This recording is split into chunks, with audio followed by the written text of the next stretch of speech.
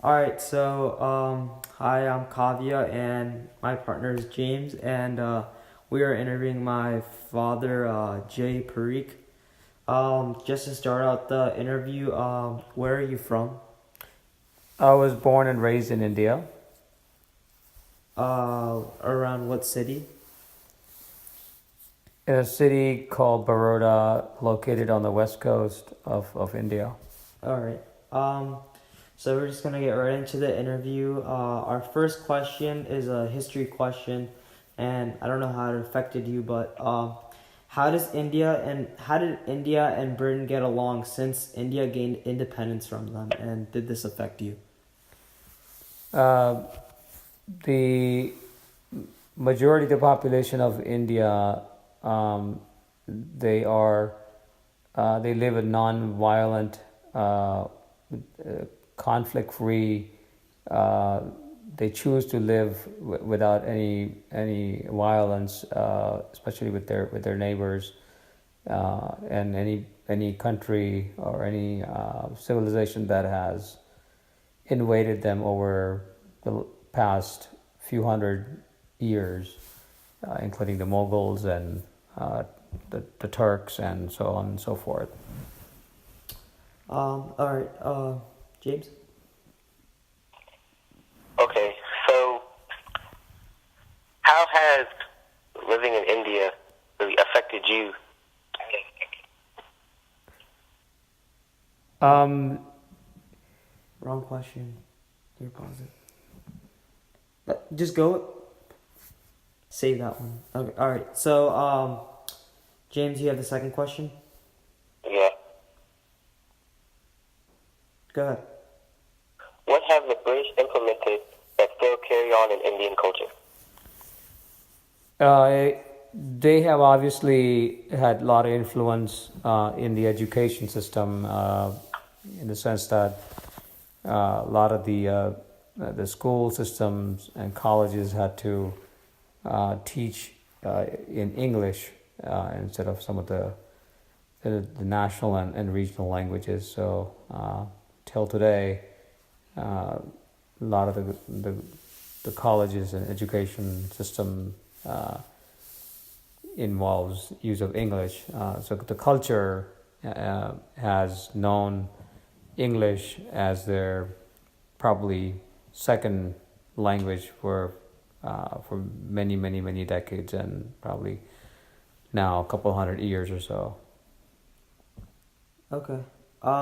So how did the public people not paying taxes to the government affect your life? When when the citizens don't pay taxes, the government has um, no way to uh, take care uh, the infrastructure of the country, the healthcare system, the transportation, um, the water, the sewage, on and on. So it it impacted day to day life, because on a given day you may not have electricity for 1 or 2 hours a day. You only get water once or twice a day that's supplied by the government. So you have to make sure that you're uh, at home, and you fill up your uh, water reservoir that's in your house. So yeah, people have to find a lot of ways to work around those challenges, but uh, these are just some of the results when citizens don't pay their taxes to the government. All right. James, you have the next question. Okay, so how is the currency different in India, and are things more expensive in India than in America for you? And which currency was easier to handle, and could you explain why? Well, definitely the second part of the question is very easy for me to answer. It's easier to handle the currency. In America, uh, one of the biggest reasons is because the credit card uh, is sort of the new norm for currency, and it's very easy to buy and you know, just maybe even transfer money. There's no cash handling, you know. So if somebody were to say this is $1,500, you didn't have to look for $1,500 bills or whatever whichever denominations the currency came in. Whereas in India, if you had to buy something that was worth several thousand rupees, you know, rupees is the currency of India. You literally have to carry lots and lots of cash. There are still a lot of places that do not accept any credit card or even check. They only do business in cash. So very difficult to handle currency. There's a lot of counterfeit bills, and obviously you can lose it, and you don't have any way to get around. And it's a money that you lose. You're not going to be able to recover it. All right, so our next question is a geography question. And so the Ganges River is a very important or sacred river to the Hindu religion. And so my question is, have you ever swam in the Ganges River? And if you have, could you explain your experience in it? And furthermore, how did this river affect Indian culture? So Ganges is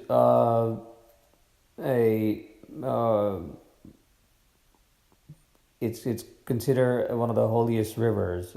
It starts at the peak of Himalaya, the mountain, the highest, the tallest mountain, and it runs all the way down.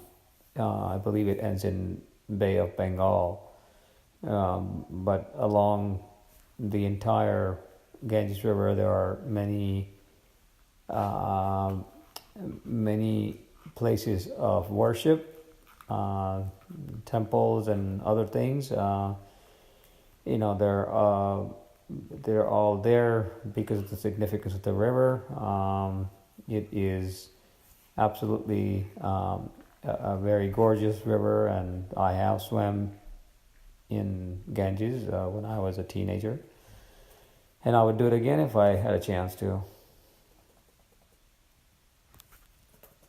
Next question. Okay, so because of your location in Gujarat and Baroda, excuse my pronunciation, where you used to live, how does the population and the urban lifestyle affect your life as a kid growing up? How did the population of the urban lifestyle affect your life as a kid growing up? Yes, sir. Well, first of all, when I grew up, and even till today, a lot of the families live in a shared home, meaning you have a joint family, a concept of joint family, where it's not just you, your mom and dad and grandparents, but you could have dad's sister or brother living with you, their kids, etc. So there was this whole norm of living in a joint family setting, meaning a lot of the expenses were shared by many adults, or there was more than one household, head of the household. So that's one huge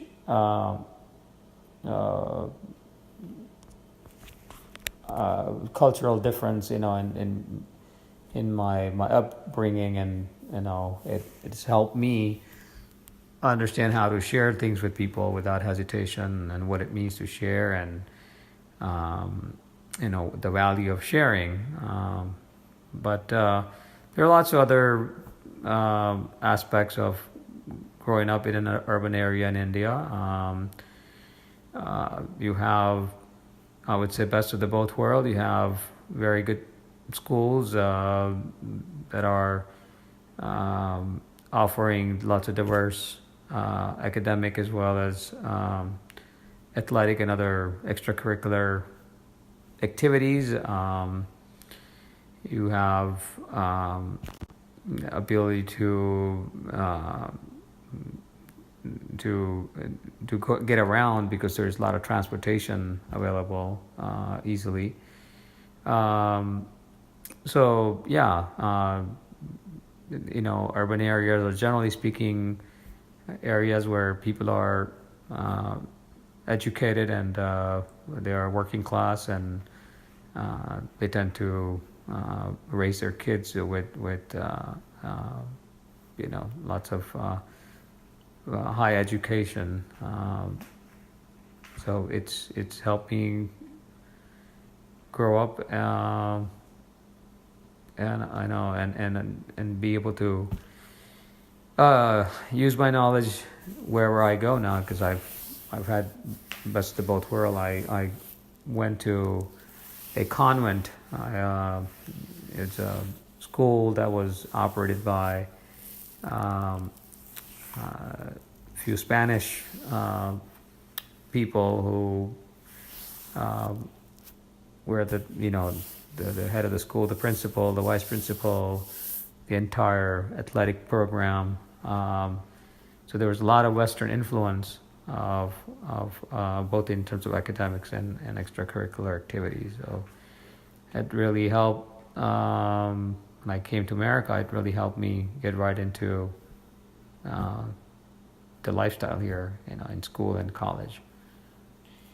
Okay, so our next question is, do people have different ideals and customs in India? And if so, what are these customs?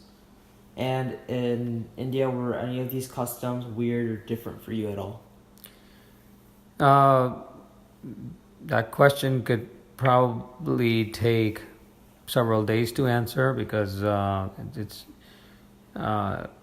it relates to a country that has a history of several thousand years. You can, just to give you a very good example, in India you could be standing in one point and you can go perhaps 30, 40, 50 miles in any direction, and you would be sure to find diversity in people, from their culture to even their religion and sub-religions, language, their food. Everything is, slightly different or very different.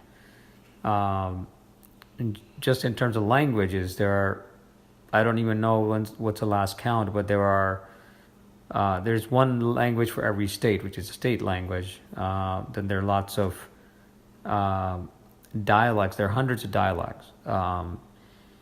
So it's a very culturally rich, diverse demographic, and learning how to speak different languages, understanding it becomes your second nature growing up there. You find at times things that are different than your own culture, and that therefore you feel like it's weird. But again, the country is thousands of years old, and it has lots of customs and traditions and rituals, and it's full of richness in terms of diversity. So if you're not matured enough, you will not probably appreciate it. But there's a lot to enjoy and kind of overcome the differences. Okay, so our next question is, when you came to America, did you notice a difference in diversity? Whereas in India, almost all the population is Indian? Well, most definitely. If you were to compare the diversity in America versus India, absolutely, India is lot more diverse in terms of all the things that I mentioned earlier: cultures, traditions, religion, philosophy, I said languages already. There are all different sorts of weather, climate in India. We've got half the country is surrounded by the Indian Ocean and Arabic Ocean on the other side, but so there's lots of geographical. There are lots of differences in cultures and demographics because of the geographical features of the country as well. Next question, or did I? To add on to that, the more or less question question for that was like regarding like the people and their race or ethnic culture. Mm-hmm. Such as in America, most people are there's a lot of diversity. You see many people from different places, but whereas in India it might be different. Is that true, or is it? Well, so majority of the population are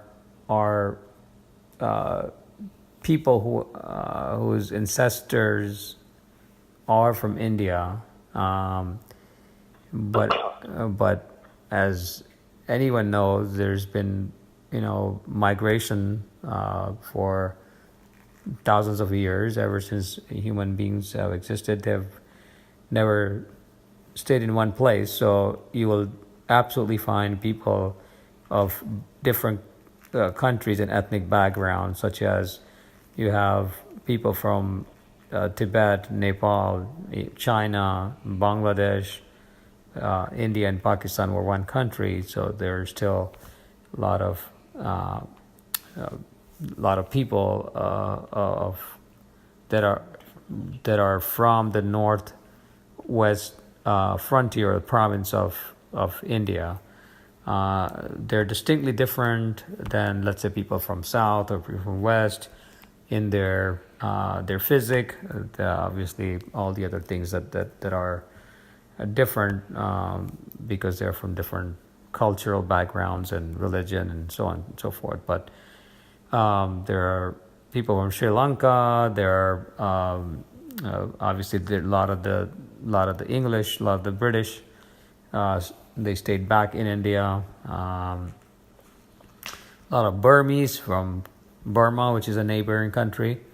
So yeah, there's quite diverse. There's very small percentage of people from Western Hemisphere, but it is there, and nowadays it's more and more because of the global economy that we live in. Okay. So our next question is, how do you feel about the amount of air pollution in the capital of India? How do you think the Indian government should be solving this issue? It's outrageous. It's unacceptable, and I'm not sure if it's entirely in the hands of the government. It is definitely also in the hands of the citizens, and both would have to work together to figure out a way to have a target to cut down the pollution by 25-30%, whatever that attainable goal is. But drastic measures is what's needed to fight the pollution, and that means getting people to use more shared transportation, such as the trains and city buses and carpools and taxis or what have you. That would cut down the number of cars on the road. Next question. Okay, so how would you fix road laws and police issues, as many police are corrupt and do not ticket people on the road, just take money from drivers and not give them the ticket that they deserve? Well, what seems like an absolutely corrupt operation, with lack of a better way to say it, because going back to the tax problem, citizens not paying either enough tax or even no tax to the government. The government is left, um, uh, without any revenues or any way to. They don't have the monetary support that they need from the public, the citizens, to pay people enough. The government employees, such as the police. The police then tend to figure out how to make their own living, and therefore they tend to get into this habit of taking money from people, taking bribes and whatnot. A lot of that is changing with the technology. A lot of that is changing, and hope that will continue. But it's corruption isn't probably the cancer of India, and it's all primarily because of the population, inability of the government to govern, partly because they don't have the monetary means, the financial means to move the country forward, and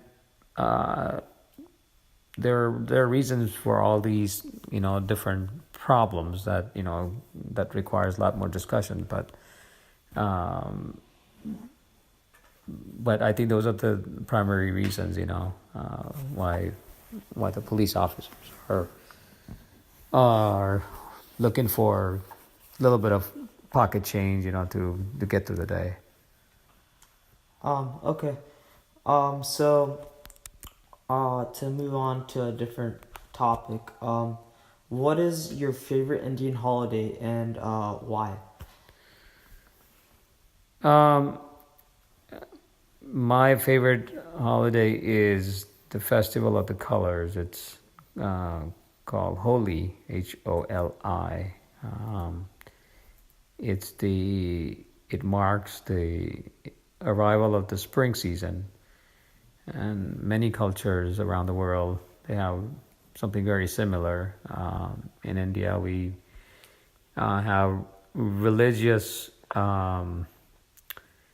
attachment to it. There's a famous story about a particular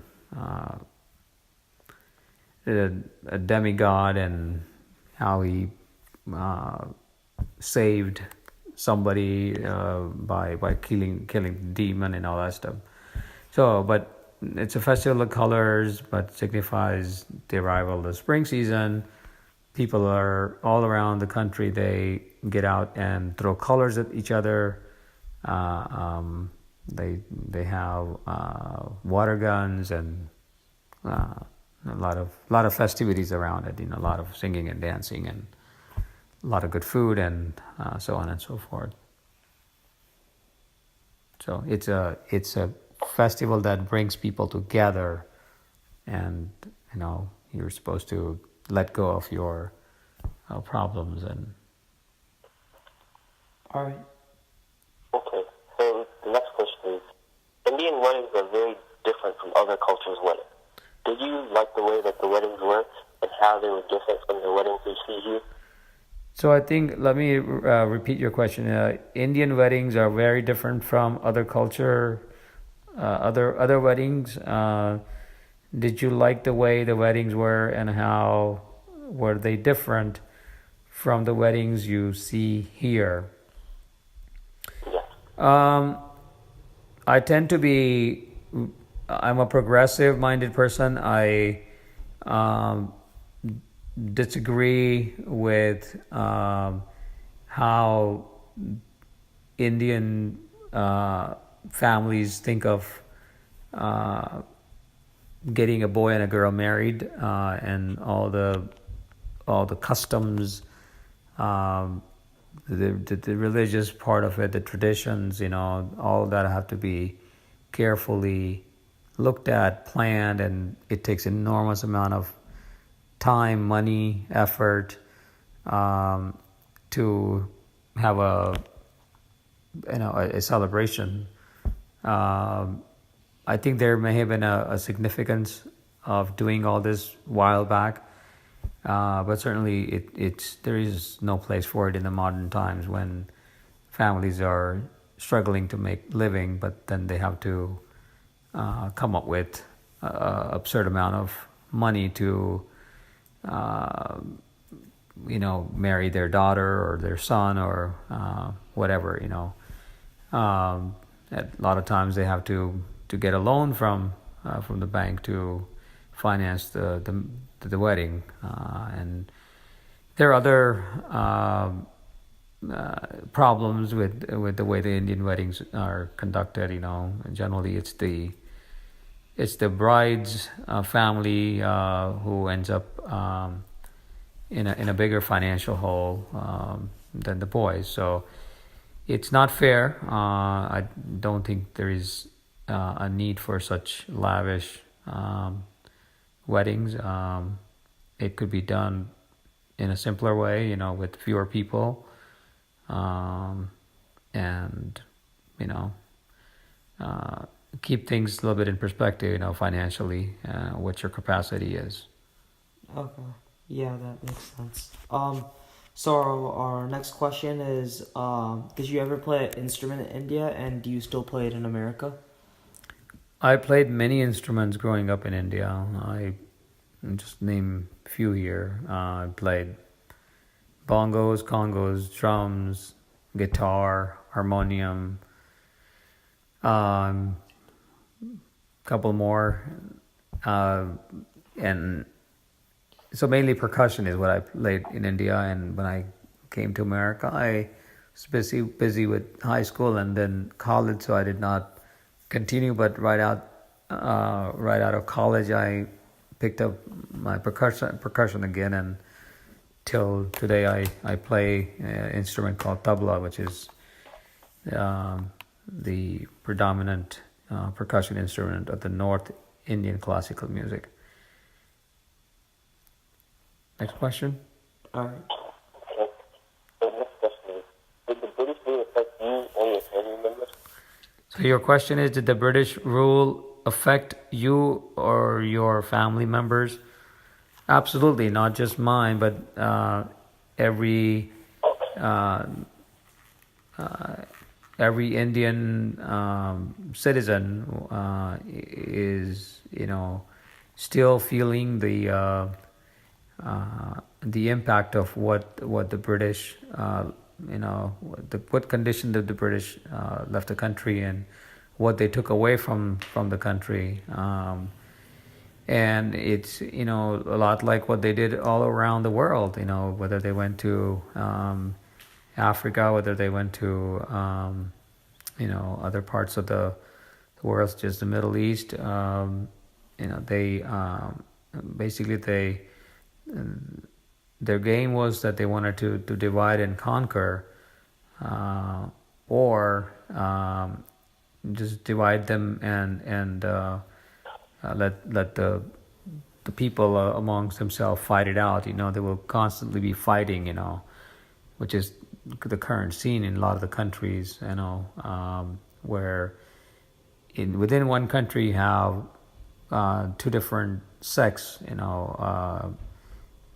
sub-religions or ethnic group. They are fighting with each other. I'm not necessarily saying that I know everything about what the British did wrong and all that, but there are some very obvious tricks that they played, in the minds of people wherever they went. And so, yeah, it's greatly impacted my family. My grandfather has been to jail because he was part of the freedom. He was a freedom fighter. He took part in fighting the British, and he was locked up. There's a number of things that are still around that are in place because the way the British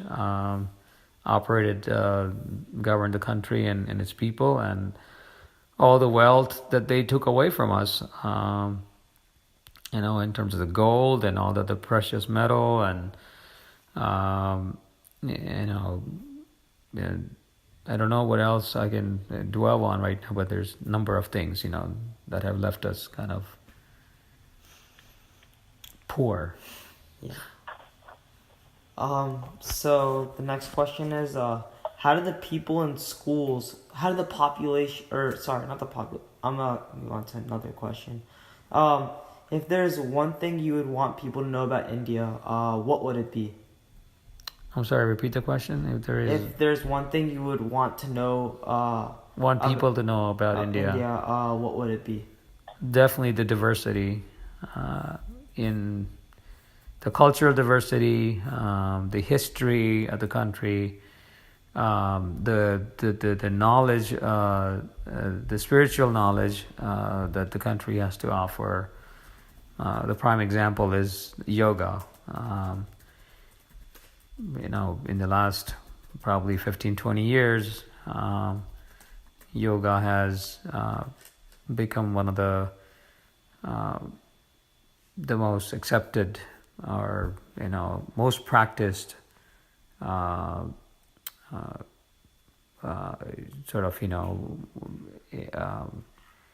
call it exercising or calling being mindful or spiritual, but yoga has become very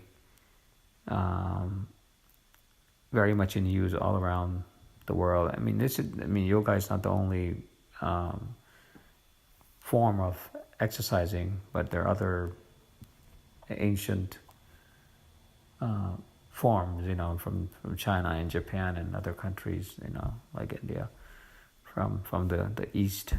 So, but those are the things that I think people would be very interested in knowing about India. Okay, so our next question is, how is the education system in India? How was the education system in India? I think I spent a few minutes talking about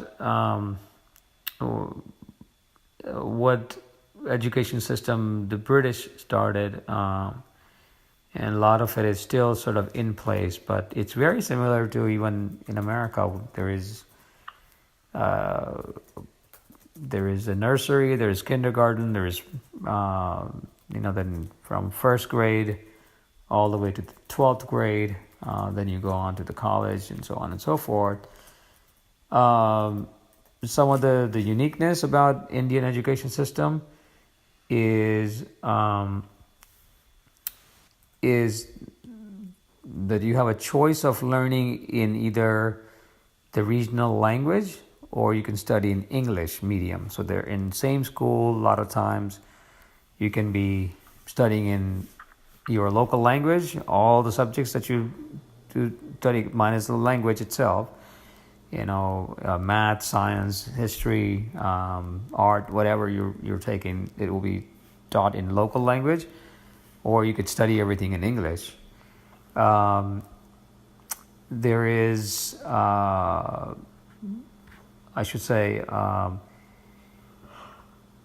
lot of emphasis on memorization. And so every concept is taught with lots of repetition of that same concept. For example, in math, if you learn one concept, you will be given close to 500 problems to do, and people will knock them out like they're running, a 5-mile Or sprint. or sprint, So like I'm very used to doing hundreds of problems a day, So a lot of repetition, but a lot of that is changing now. A lot of diverse knowledge is there for people to get from different types of schools, private, public. There's a lot of online stuff now as well. So I would say the education is difficult. Growing up in India, going to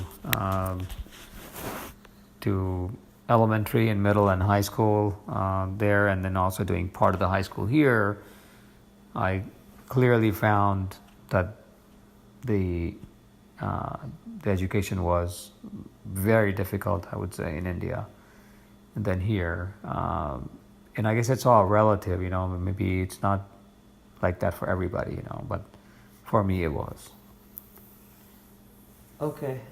So our next question is, did you ever play a sport in India? And if you did you ever play in like a competitive league or play competitively? Yes, I played, just like I played many instruments, I also played many sports in India. The national sport of India is the field hockey, but I played cricket pretty much all my life. I did play some soccer. I played badminton a lot. I played table tennis. There are a lot of other like sports that you guys are not familiar with. You haven't grown up there, but I used to swim. I used to be in all different sports, like Olympic type sports, in all throughout my school years. Our entire school was divided in 4 groups. We would compete all year, and we'll have 2 days of sports at the end of the school year to compete, in final and all that stuff. Did I play competitive sport? The competitive as it can get was the high school cricket team that I played for. But no, I wasn't there long enough to play competitive beyond my 10th grade. Okay. Our next question is a government question, and it is: do people listen to the government's laws out of decency or fear? So your question is, do people listen to the government laws out of the decency or fear? Yeah. Well, certainly there's, I think, a little bit of both. Although you will find individuals, regardless of which country you go to, they don't listen to what the government says, or anywhere they see any rules or any instructions. They just simply don't want to honor those or respect those. So if you're talking about law enforcement, yeah, obviously general public is generally under fear, and that's why they follow the rules and the regulations of the laws. Then there's the educated class of people that obviously are, a lot of them are well traveled. They've gone abroad. They've gone to a lot of Western countries and seen the value of respecting the laws. And so I guess it's there's many different types of people of varying education level and economic conditions, financial conditions, and I cannot say that here's person A who is respecting the laws because of decency or fear. I think it's a combination for both. All right. So our last question of this interview is, how is an Indian Prime Minister elected? Well, the Indian Prime Minister. So India is the largest democracy. The people of the country, the citizens of the country, elect the Prime Minister. Very much like in U.S., the presidential or the prime ministerial candidate would have to go on a campaign trail and try to gain as many votes to to win, by a populous majority. We don't have such thing as electoral college there, and there's probably some flavor of that, but it's not exactly the way it works here. But yeah, it's largely, democratic process. All right. That concludes our interview. Thank you for having us. And Thank you. yeah, that's it. Thank you. Okay, thank you, James. It was a pleasure chatting with you. It's a pleasure reading and Okay. hearing your story. Okay, bye-bye. Good night.